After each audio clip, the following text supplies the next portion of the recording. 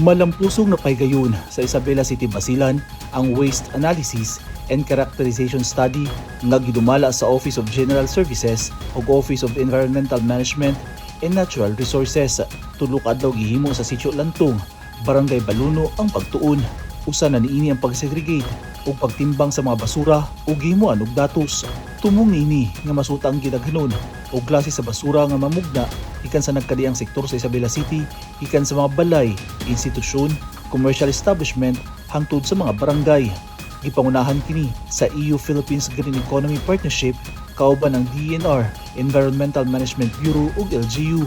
Kabahin kini sa mas maayo ug siyentipiko nga basihan alang sa ecological waste management ug sa pag-update sa 10-year solid waste management plan sa syudad. Sa unang adlaw sa sampling, gitapok ug gisumite sa mga misalmot nga barangay ang representative household waste samples gikan sa ilang tag-sa kakomunidad.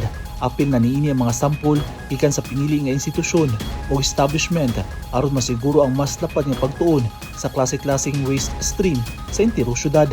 Sa nahabilin nga duha ka adlaw, gipadayon ang pagtuon sa mga waste sample aron masiguro nga kompleto ug masaligan na makuha nga impormasyon.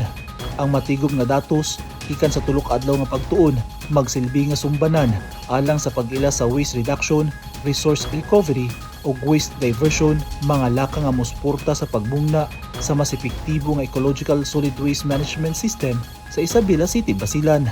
Gipasabot nga ang waste analysis ug characterization study dili lang basta paglabay sa basura ang tinguha sa syudad, apan ang paghimo og mas lawom nga pagsabot kung unsaon kini pagdumala gikan sa pagtuon hangtod sa praktikal ug saktong solusyon. Eugene Hinutan, Newsline Philippines. Stay safe.